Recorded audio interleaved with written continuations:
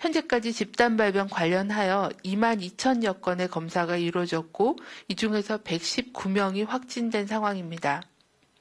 시간이 지나면서 2차 전파로 인한 지역 감염 사례가 증가하고 있습니다. 1세 어린이부터 84세 어르신까지 2차 접촉자가 발생하였고 특히 부모님, 조부님, 조카, 형제 등 본인하고 가장 가까운 사람에서부터 가장 먼저 감염이 확산되고 있는 상황입니다. 결국 시간과의 싸움입니다. 자발적인 검사를 통해 확진자를 조기 발견하고 2차 감염을 차단하는 것이 이번 유행을 조기에 안정시키는 가장 효과적인 방법입니다. 반복해서 말씀드린 것처럼 코로나19는 정말 잔인한 바이러스입니다. 내가 감염될 경우에 나와 가까운 사람일수록 더 큰 피해를 주며 시간이 지나 2차, 3차 감염으로 확산될 경우는 공동체의 전체의 피해가 갈 수 있다는 점을 명심하고 책임 있는 국민으로서 바로 검사에 응해 주실 것을 간절히 요청드립니다. 정은경 본부장이 간절히 요청드립니다라고 이야기를 했습니다. 여러분도 아마 3시 1분, 지금으로부터 7분쯤 전에 문자 메시지 받으셨을 겁니다. 중앙재난안전대책본부에서 보낸 메시지인데 4월 24일부터 이달 6일까지 서울 이태원 소재 클럽, 주점 등을 방문하신 분들은 증상 유무에 관계없이 익명 검사가 가능하오니 외출을 자제하고 보건소에 상담해 주시기 바랍니다라는 문자 메시지가 와 있습니다. 방역당국이 정부가 그야말로 총력전을 펴고 있는 상황입니다. 그만큼 이태원 클럽발 집단 감염 상황 상당히 심각해 보입니다. 고려대 약대 김정기 교수님, SBS 송인호 기자 나와 있습니다. 어서 오십시오. 교수님, 이태원 클럽발 집단 감염이 지금 2차, 3차 감염 사례까지 확인이 된 것 같아요. 네네. 지금 아직 역학조사가 다 진행이 안 돼 있는 상황이긴 합니다만 이른바 우리가 용인 66번 환자로부터 이제 시작이 됐다라고 보고 있는데, 네. 그러니까 실제로는 여러 가지 정황상, 그러니까 대표적으로는 현재 과거에도 클럽발 집단 감염이 있었거든요. 근데 그때 당시에는 지금처럼 이렇게 대규모 확산의 조짐은 그렇게 보이지는 않았습니다. 근데 이번에는 그때와는 다르게 대규모 확산이 일어나는 경향성으로 봐서는 아마 이 66번 환자도 이태원 클럽을 방문하면서 감염됐을 가능성이 보다 높지 않느냐, 저는 개인적으로 그렇게 생각을 하고요. 당시에 이 남성이 방문했을 때 이태원 일대에 어떤 감염 요소가 산재해 있었다라고 보는 게 더 지금 상황을 설명하는 데 적합하지 않나, 이런 생각을 가지고 있습니다. 그리고 말이죠. 이 용인의 66번 확진자를 비롯해서 이 사람으로부터 다 전파가 된 것이 아니다. 이 66번 확진자가 다닌 곳이 아닌 다른 곳을 방문한 사람도 확진 판정을 받았고, 그러면 이미 20대, 30대를 중심으로 해서 코로나19 바이러스가 조용히 전파가 돼 있는 상황은 아닌 것인지, 이런 우려를 하시는 분들도 많은 것 같습니다. 근데 또 반대로 생각해 보면 66번 남성으로부터 해가지고 그러니까 복수의 사람들이 감염됐고 이분들의 동선이 정확히 파악이 안 돼 있는 상황이기 때문에 이분들이 감염 경로가 안 되는 환경에서 다른 사람들을 전파시켰을 가능성도 충분히 있습니다. 근데 다만 제가 이제 모두에 말씀드린 거는 전파 양상으로 봐서는 그거보다는 아마도 당시에 이태원 일대에 다수의 사람들이 감염돼 있었을 가능성이 더 많다라는 생각이고요. 그러니까 지금 앵커께서 말씀하신 것처럼 그러니까 지금 우리 사회에도 최근에 이제 국내 자체 발생하는 확진자가 0명을 한 3일 연속 기록한 적도 있거든요. 그 당시에도 숨은 감염자들이 있었다. 그래서 이게 66번 환자로부터 해가지고 이렇게 표면으로 드러나지 않았을까, 이런 생각을 개인적으로는 하고 있습니다. 네, 20대, 30대 젊은 층들을 중심으로 해서 코로나19 바이러스가 이미 조용히 전파되고 확산돼 있는 상황은 아닌지, 그런 우려 때문에 질문을 좀 드려봤고요. 네, 코로나19의 특성 중에 하나가 잘 아시는 것처럼 반드시 그런 건 아닙니다만 젊은 층에서는 임상 증상이 안 보이는 경향성이 보다 더 많습니다. 그러다 보니까 10대, 20대, 30대 요 연령층에서는 어떻게 보면 조용한 전파자가 될 수 있는 가능성이 보다 더 많다, 이렇게 보는 게 맞을 것 같습니다. 네, 송인호 기자. 네. 그리고 이 용인 이태원 클럽발 집단 감염, 이 사람들이 다녀온 곳, 클럽만 다녀온 곳이 아니라 그 다음에 이런저런 곳을 많이 다녔을 것 아닙니까? 네, 그렇습니다. 그러면 이태원 클럽은 가지 않았는데 다른 곳을 이미 확진자들이 다녀간 곳을 갔다가 감염이 된 그런 사례가 지금 확인이 되고 있는 거죠. 그렇습니다. 그 뭐 홍대 주점 같은 경우도 좀 그렇고요. 예. 지금 뭐 꼭 이태원 클럽뿐만 아니라 이태원 클럽과 연관되지 않은 그런 감염 사례들도 지금 나타나고 있습니다. 특히 중요한 게 이게 그 인천에 사는 20대 학원 강사가 이태원 클럽에 다녀온 뒤에 같은 학원의 학생 6명과 그다음에 과외하는 학생, 학부모 이렇게 2명을 포함해서 모두 8명을 이제 감염을 좀 시켰는데요. 아이고, 예. 그동안에 사실 우려했던 이런 학생 감염이 이제 나타난 겁니다. 이렇듯이 근데 문제는 이제 이 학원 강사가 제대로 초기에 그 얘기를 했으면 직업이라든지 동서를 얘기했으면 괜찮은데 이걸 숨겼거든요. 아이고. 예. 이래서 사실 그 적발이 좀 늦어졌고 조치가 좀 뒤늦어졌습니다. 추가로 더 나올지 좀 의문이 좀 들고요. 이에 따라서 인천시 측은 이 학원 강사를 고발하는 방안을 지금 검토를 하고 있습니다. 그리고 또 하나 코인 노래방에 갔다가 네. 확진 판정을 받은 10대가 있습니까? 그게 이제 예. 이태원 갔다가 확진 판정을 받은 사람의 접촉자가 예. 이제 그 노래방에 갔고요. 확진자가 간 게 아니라 그 확진 판정 받은 사람과 접촉한 그렇습니다. 사람이 예. 코인 노래방을 갔는데 거기에서 아마 바이러스가 남아 있었던 것 같습니다. 그래서 다른 사람이 또 가서 확진된 겁니다. 10대가 예, 아주 10대가 어린 10대가 가서 코인 노래방 가서 놀았는데 네네네. 잠깐 노래를 불렀는데 거기서 또 이게 참 그래서 결국은 이 3차 감염까지도 좀 우려가 되는 상황이다. 이렇게 보시면 될 것 같습니다. 교수님께서 지금 화면 한번 봐주시고요. 지금 용인 20대 확진자 클럽에서 접촉을 한 관악구 20대가 확진 판정받았고 관악구 20대가 집에서 접촉한 뭐 도봉구 20대 조리사도 또 감염이 됐고 그리고 이 사람이 다녀간 노래방에 갔던 고3 학생이 또 전파가 됐다. 그러면 3차 감염까지는 확인이 된 거네요. 비단 저렇게 보면은 3차 감염이 아니라 그 이상으로도 볼 예. 수가 있습니다. 왜냐하면 용인의 66번 환자가 1차 감염이라고 쳐도 고3 학생까지 봐도 4차 감염이거든요. 그리고 실제로 용인 66번 환자가 1차 감염으로 보는 게 맞냐? 요거에 따지면 더 많은 N차 감염으로 보는 게 더 맞을 것 같습니다. 기본적으로 이런 감염병의 특징이 지금 말씀하신 것처럼 N차 감염이라고 하는 그래서 1차, 2차, 3차, 4차, 5차 이른바 지역사회 감염 이게 대부분 감염병들의 바이러스의 특징입니까? 아닙니다. 일반적으로 이렇게 복수의 N차 감염을 일으키는 사례는 그렇게 많지는 않고요. 이런 경향성을 띠는 거가 코로나19의 대표적인 특징. 그러니까 코로나19가 처음에는 어떻게 보면 무시했던 바이러스 중에 하나였는데 심지어 WHO에서도 당시에 경고를 심각하게 받아들이지 않았거든요. 근데 지금에 와서 팬데믹이 선언이 되고 뭐 전 세계적으로 굉장히 심각한 문제를 일으키는 가장 대표적인 요인이 이렇게 전파력이 굉장히 높다라는 게 가장 대표적인 이유고요. 이게 일반적인 바이러스의 특징이냐? 반드시 그렇지는 않습니다. 예. 이 코로나19의 독특한 특징 중에 하나다라고 보시는 게 더 맞을 것 같습니다. 그리고 조금 전에 노래방을 다녀간 고등학교 3학년 학생이 3차 감염이 됐다라고 하는 그림도 나왔는데 말이죠. 이태원 클럽을 갔다 온 고등학교 3학년 학생도 있다면서요? 그렇습니다. 예고 학생으로 좀 예. 알려져 있고요. 이 학생은 그 만 20세로 미성년자가 아니고 성인인 것으로 알려지고 있습니다. 부랴부랴 이제 방역 당국이 이 학생이 실습하러 간 그런 학교를 가서 조사를 했는데요. 아직까지는 다 음성 판정이 좀 나왔습니다. 여하튼 이렇게 고3 학생들도 감염될 수 있는 충분한 가능성이 있다는 점에서 여러 가지 학교 개학이나 이런 데도 영향을 미칠 수 있을 것 같습니다. 다행히 음성 판정을 받아서 자가 격리 중인데 요 전에 등교를 해서 다수를 접촉했다. 이 부분이 조금 걸리는 부분이네요. 네, 그렇습니다. 학생 한 13명 정도 그리고 강사 2명이랑 접촉을 했고요. 접촉한 밀접 접촉자들은 지금 검사를 받은 그런 상황입니다.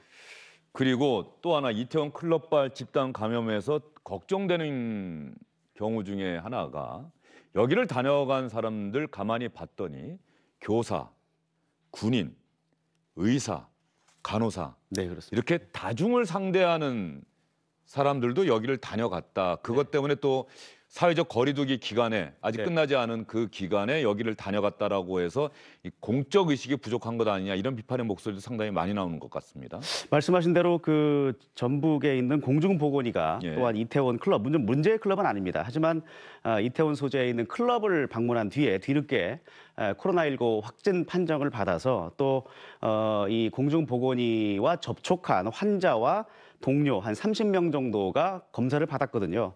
아직 검사 결과가 나왔는지는 지금 알려지지 않고 있는데요. 이 공중보건이라는 게 사실은 군복무 대신에 농촌에서 복무하는 치과 의사, 그다음에 한의사 등을 의미하는데 신분이 이게 국가공무원법에 따른 임기적 공무원입니다. 결국 예. 도덕적 해이 현상이 좀 벌어졌다고 볼 수가 있고요.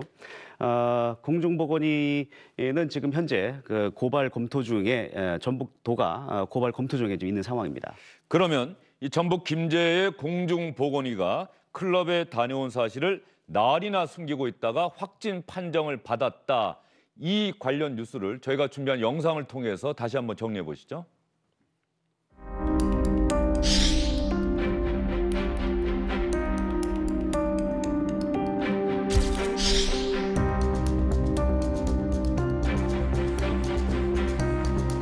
어쩌지근해서 한번 받아볼까 하고 왔어요.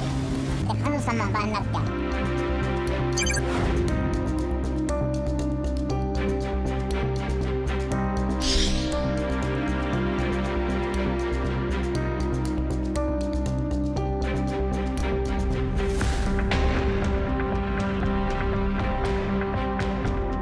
그동안에 대략 30여 명 정도를 진료를 한 걸로 돼 있는데요.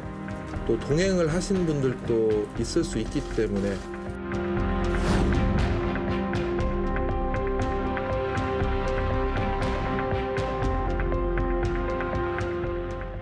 교수님께서는 이 공중보건의의 행동 어떻게 보세요?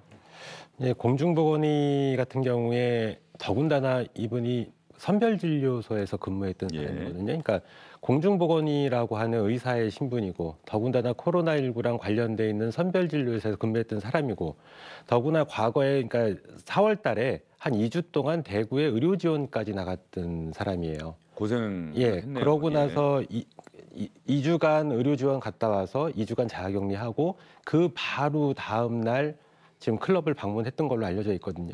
근데 뭐 일단은 클럽을 방문했다라고 쳐도 가장 중요한 부분이 일단은 거기부터 본인이 코로나19에 대한 위험성을 누구보다 잘 아는 의사 신분인데 그럼에도 불구하고 다수의 사람들이 모이는 그러니까 사회적 거리두기를 해야 되는 그 상황에서 그런 거를 무시하고 클럽을 방문했다는 점에서 어떻게 보면은 직업의식이나 전문성이 결여돼 있다라고 볼 수밖에 없고요. 예. 그리고 앵커께서 말씀하신 것처럼 그리고 영상에서 나온 것처럼 한 나흘간 환자를 진료했다는 거예요. 그 당시에 이미 언론이든 여러 가지 루트에서 실제로 이태원 클럽발 전파가 확산되고 있으니까 접촉했던 사람에 대해서는 자진 신고하고 진단검사를 받으라라고 통지가 나왔음에도 불구하고 사나흘간 환자를 진료했다는 부분은 어떻게 보면 직업상 윤리의식이 굉장히 떨어진다 이렇게 볼 수밖에 없습니다. 그래서 굉장히 어떻게 보면은 사회적인 어떤 비난을 받고 있는데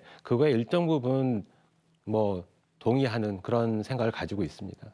대구에서 코로나19 감염자가 폭발적으로 증가할 때 가서 의료지원 활동을 했고 수고하고 고생했는데 그 다음에 이태원 클럽 다녀온 것까지는 뭐 어쨌든 좋습니다. 그런데 그 다음에 스스로 먼저 빨리 신고하지 않고 환자들을 접촉했다는 이 부분에 대해서는 적어도 공인의식이 부족하다. 네. 그런 말씀해 주셨고요. 또 교수님께 이 질문 한번 드려볼게요. 경기도 용인시는 말이죠. 의료기관 약국 종사자가 대형 상가나 유흥시설 등 다중이용시설을 이용한 후에 코로나19에 감염된다면 손실보상이나 손해배상 책임을 물을 수 있다. 이렇게 밝혔더니 의사협회에서는 모든 의료기관 종사자들을 잠재적 코로나 확진자로 판단하는 잘못된 발표다. 또 이렇게 반박을 하고 있거든요. 교수님의 생각은 어떻습니까? 글쎄요. 이 부분은 어쨌든 논란의 여지는 있을 것 같습니다. 그러니까 의협에서 얘기하는 부분도 일정 부분 맞고요. 어떻게 보면 실제로 국민들, 환자를 대상으로 하는, 그러니까 의료인의 입장에서는 또 더군다나 전문의식이 있기 때문에 더 조심해야 되는 상황도 맞는데, 이 부분은 어느 게 맞다 어느 게 틀리다라고 얘기하기는 다소 어려운 부분이 있는데, 어쨌든 뭔가 강압적으로 하는 것보다는 실제로 많은 의료인들이 자발적으로 동참을 하고 여러 가지 수고를 하고 있거든요. 그러니까 여러 가지 사회적인 분위기를 서로 만들어 나가면서 시너지 효과를 내는 게 더 낫지 않을까, 이런 생각은 가지고 있습니다. 예, 어쨌든 간에 이번에 이태원 클럽을 다녀간 이른바 공적 신분을 갖고 있는 사람들에 대해서는 여론이 대단히 비판적이다라고 하는 그 말씀 여러분께 드리겠습니다. 이 공중보건위에 대해서는 어떤 행정 조치나 이런 것들이 취해졌습니까? 어떻습니까? 전북도에서 그 특별 복무 지침 등 성실 의무 위반으로 뭐 행정고발 조치를 지금 검토를 하고 있다고는 합니다. 예. 그래서 어떤 법률로 좀 할지는 좀 지켜봐야 될 것 같습니다. 예. 이태원 클럽 관련해서 말이죠, 송인호 기자. 네. 서울시가 상당히 공세적으로 나서고 있고 박원순 서울시장이 이런 이 대응을 진두지휘하고 있는 것 같은데, 예. 뭐 그 시기에 이태원 지역에 있었던 이 휴대전화 기지국 안에 있었던 10,000명이 넘는 인원을 파악을 했다. 네네. 이렇게 이야기를 하고 있는데, 네. 그 사람들을 확인하고 문자를 보내고 검사를 받도록 하는 현재 이 작업들이 진행되고 있는 겁니까? 네, 그렇습니다. 자, 진행을 해서 지금까지 검사 대상 수를 대략적으로 한 5,500명 정도로 추렸는데요. 예. 거의 다 이제 검사를 받았는데 1,982명, 한 2,000명 정도가 아직까지 검사를 받지 않았습니다. 그래서 이제 이 사람들은 추가로 이제 검사를 계속 받아라라고 안내를 하고 있는 상황이고, 또한 이제 연락 두절인 사람들이 있어요. 전화를 해도 안 받고, 또한 전화를 잘못 허위로 기재를 해서 안 되는 사람들한테는 지금 경찰에 이 명단을 넘겨서 추적을 좀 하고 있습니다. 말씀하신 대로 휴대폰 위치 추적 등 CCTV 모든 수단을 동원해서 정세균 국무총리도 오늘 얘기를 했지만 이번 주 안에 이 사람들을 다 파악하겠다. 그러니 파악하기 전에 스스로 나가서 검사를 좀 받아달라, 이렇게 좀 간곡히 당부를 하기도 했습니다. 그러면 박원순 서울시장이 이번 이태원 클럽발 집단 감염에 대해서 어떤 대응을 이야기하고 있는지 여러분과 함께 다시 한번 들어보도록 하겠습니다. 서울의 경우 이태원 클럽 방문자 및 접촉자는 현재까지 14,121명이 검사를 받았습니다. 현재 서울시는 신속한 전수검사를 위해 익명검사 제도까지 시행하면서 자발적으로 검사를 받아주실 것을 호소하고 있습니다. 동시에 출입자 명단을 통한 연락, 확보된 기지국 접속자에 대한 문자 발송 등 전방위적인 노력을 다하고 있습니다. 덕분에 검사 건수가 대폭 늘어난 것은 대단히 다행스러운 일입니다. 그러나 아직까지 검사를 받지 않은 사람들이 있습니다. 망설이고 지체할 시간이 없습니다. 한시라도 빨리 선별진료소를 방문하셔서 검사를 받아야 합니다. 망설이고 지체할 시간이 없습니다. 한시라도 빨리 와서 검사를 받으셔야 합니다. 결국 시간과의 싸움이다라고 하는 인식은 서울시와 방역당국이 공유하고 있는 것 같습니다.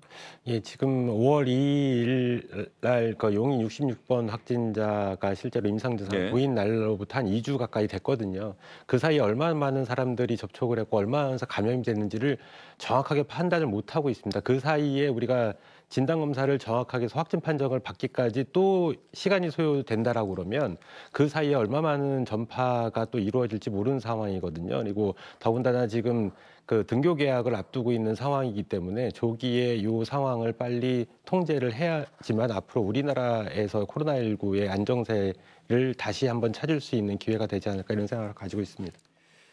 정의용 본부장이 아까 브리핑 여러분도 함께 보셨습니다만 저는 오늘 이야기는 정말 기억에 남을 것 같습니다. 여러분, 코로나19 바이러스는 정말 잔인한 바이러스입니다.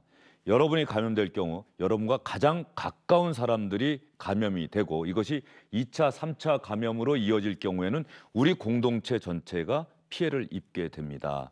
그러면서 특히 젊은 층을 대상으로 해서 나는 젊으니까 증상이 없으니까 혹은 편견 때문에 검사를 받는 것을 꺼려할 수도 있는데 절대 그러면 안 된다라고 신신당부를 했거든요. 그러니까 젊은 층이 지금 뭐 일반적으로 지금 알려져 있는 상황은 코로나19에 대해서 비교적 무증상을 보인다 또는 경미한 증상을 보인다라고 돼 있는데요. 그러니까 젊은 층 같은 경우에 한 가지 제가 메시지를 보내고 싶은 예. 점은, 그러니까 어떻게 보면 설령 나는 괜찮을 수가 있을지 모르겠어요. 근데 앵커께서 말씀하신 것처럼 실제로 내가 가장 소중하게 생각하는 가족으로 전파가 될 수가 있고요. 이러한 게 더 확산이 되면 우리나라 경제에 굉장한 심각한 타격을 입힐 수가 있고 이런 것들이 고용난으로 또 이어질 수가 있습니다. 그럼 결국은 내가 나중에 취업을 하고자 할 때 그거에 대한 또 불이익을 받을 수가 있고, 그러니까 결국은 나로 돌아오는 이런 사이클을 가지고 있거든요. 그러니까 나만 지금만 괜찮다라는 인식은 버리고 이게 우리나라 전체를 다 통합적으로 생각을 해야지만 된다라는 의식을 좀 갖고 적극적으로 코로나19와의 싸움에 동참을 해줘야 된다. 저는 개인적으로 이렇게 생각을 하고 있습니다. 이 젊은층 관련한 이야기를 하다 보니까 송인호 기자, 어쨌든 간에 문제가 된 이태원 클럽 말고 말이죠. 다른 지역, 아까 얘기했던 뭐 홍대 주점이라든가 혹은 이태원 클럽을 전혀 다닌 적이 없는데도 감염되는 젊은 층들이 나오고 있다. 이 부분을 방역당국이 상당히 신경을 쓰고 있는 것 같은데. 네, 그렇습니다. 사실은 뭐 20대라는 게 활동성이 워낙 좀 많잖아요. 꼭 클럽을 방문하지 않더라도 클럽 일대라든지 그다음에 사람이 많이 모이는 그런 시설들에 방문할 경우에는 이렇게 20대 확진자들이 좀 많이 늘어나고 있는 상황입니다. 여기서 백경란 대한감염학회 이사장이 한 이야기를 여러분과 함께 보고 난 후에 교수님께 질문을 좀 드려보겠습니다. 이런 이야기를 했습니다. 백경란 이사장이 지금 발견된 집단 감염 규모로 봐서 이미 한 달 전 또는 그 이전부터 시작됐을 가능성이 크다. 관리를 잘 못한다면 19,000명까지 늘어날 수도 있다. 그래서 접촉자 조사와 신속 진단, 사회적 거리두기 해야 한다라고 이야기를 했는데 지금으로부터 사흘 전에 한 이야기입니다.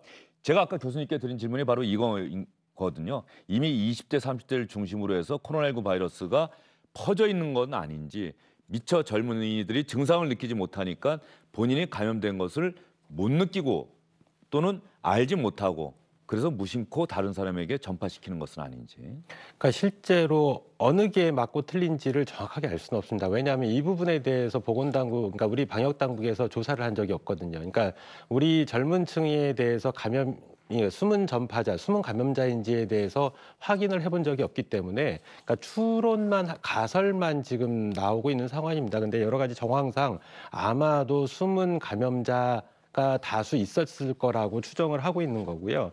지금 백경란 이사장께서 말씀하신 것도 일정 부분 타당성이 있는데 실제로는 어떤 특정 수치를 얘기를 하면서 이만큼 감염이 될 거다라고 예견하기에는 상당히 어려운 부분이 있습니다. 왜냐하면 과학적으로 그거에 대한 증거가 없기 때문에. 근데 저도 동의하는 부분은 앞으로 이 상황을 제대로 통제를 못하게 되면 백경란 이사장께서 말씀하신 것처럼 크게 전파 양상을 보일 가능성은 충분히 있습니다. 예, 알겠습니다. 지금까지 코로나19 이태원 클럽발 집단 감염과 관련해서 이런저런 이야기를 여러분과 함께 나눠봤습니다. 이번엔 나라 밖으로 가보도록 하겠습니다.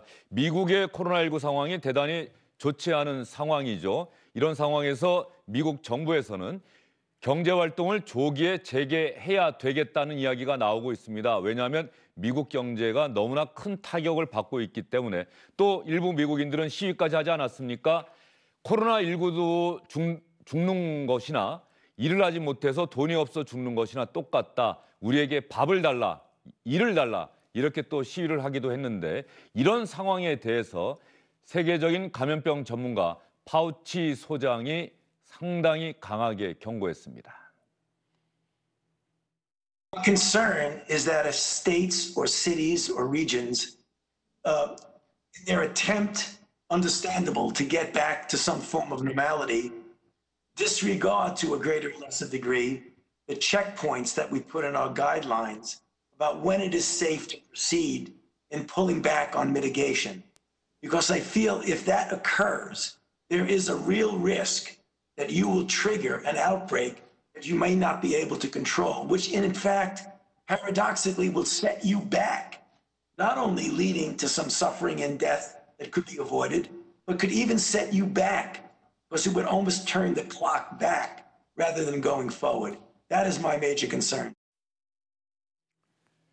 경제활동을 조기에 재개하지 않고 사회적 거리두기를 계속한다면 피할 수도 있었던 고통과 죽음을 이 경제활동 조기 재개가 불러올 수 있다. 그리고 경제회생 노력에도 지장을 초래할 수 있다. 이렇게 이야기했고 파우치 소장이 또 경고한 게 지금 미국 당국이 집계한 사망자가 8만 명인데 네. 그것보다 실제는 훨씬 더 많을 것이다. 이런 이야기도 했다면서요? 예, 그렇습니다. 8만 명 이상 사망자가 나왔을 수도 있다. 이런 얘기를 좀 했고요. 오늘 트럼프 대통령이 그 캘리포니아 주정부를 좀 압박하는 그런 얘기를 방금 들어온 소식인데요. 어떤 얘기였습니까? 테슬라 공장 문을 빨리 열어라 이런 얘기입니다. 결국은 한쪽의 방역 전문가들은 열심히 방역하고 경고를 하고 있는데 반해서 트럼프 대통령은 오로지 경제 재개에 이렇게 혈안이 돼 있는 모습을 좀 볼 수 있는데요.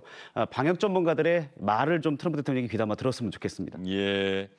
파우치 소장이 코로나19는 백신 없이 사라지지 않는다. 지구상 어딘가에 존재하다 반드시 돌아올 것이다. 교수님도 동의하시죠? 근데 사라지기는 어려울 것 같긴 합니다. 근데 이게 뭐 전문가들, 일부의 전문가들, 그러니까 많은 전문가들이 이제 올 가을이나 겨울쯤에 세컨 웨이브, 소위 얘기하는 세컨 웨이브 다시 한 번의 대유행이 올 거다 이런 얘기를 하고 있는데 예.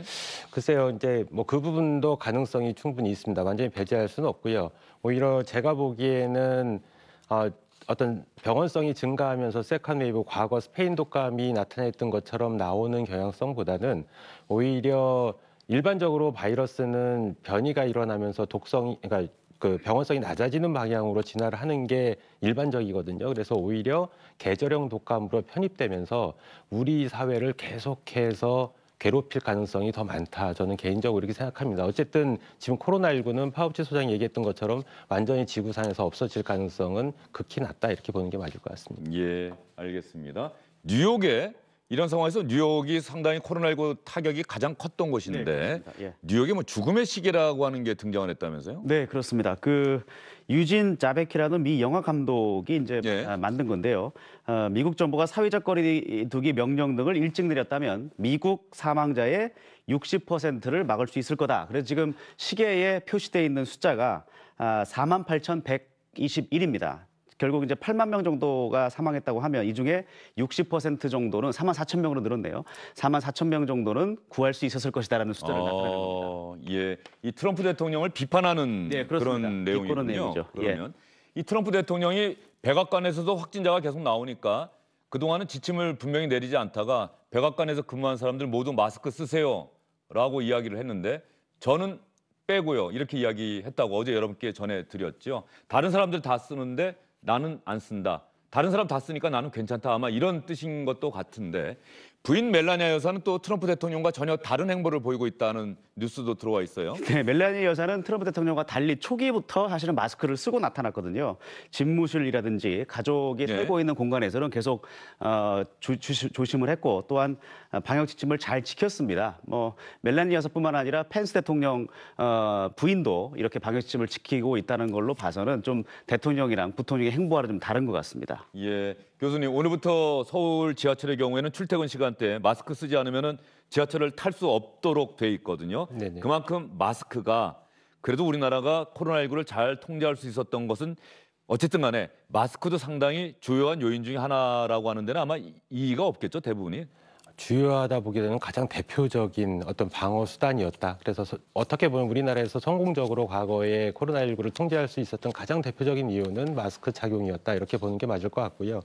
그래서 지금 미국 같은 경우, 유럽도 마찬가지고요. 이 코로나19가 굉장히 많이 확산한 대표적인 이유 중에 하나가 마스크를 착용 안 했던 거에 있거든요. 예. 그래서 근데 지금 미국이 한동안 또 마스크를 착용하는 쪽으로 가다가 현지에서 들리는 얘기는 요즘에 다시 또 착용 안 하는 걸로 돌아간다라고 얘기를 해요. 그만큼 앞으로 미국 상황은 점점 어려워질 가능성이 훨씬 더 많다 이렇게 보는 게 맞을 것 같습니다. 마스크는 아픈 사람이나 쓰는 것이다라고 하는 이 인식을 바꾸는 게 그렇게 쉽지가 않군요. 미국 같은 경우는. 그런가 봅니다. 이제 예. 과거에 저도 미국에서 한 10년 정도 살았는데, 그러니까 미국에서 미국 사람들이 생각하는 게 환자나 쓴다, 아니면 범죄자만 쓴다라는 인식이 거의 뿌리 박혀 있기 때문에 이거를 깨는 게 굉장히 어려운 것 같습니다. 지금 상황에서 마찬가지고요. 그래서 미국인들이 대한민국 모든 국민이 마스크를 쓰고 다닌다는 이런 뉴스가 한국으로부터 들어오면은 이 뉴스에 상당히 큰 관심을 나타내고 있다고 합니다. 마스크가 우리가 어쨌든 간에 지금도 확진자가 계속 나오고 있긴 합니다만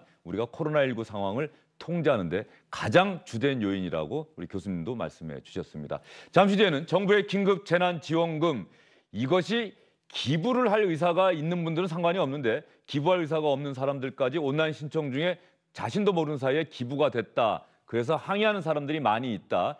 이것과 관련한 소식 여러분께 전해드리도록 하겠습니다. 두 분과는 여기서 인사드리겠습니다.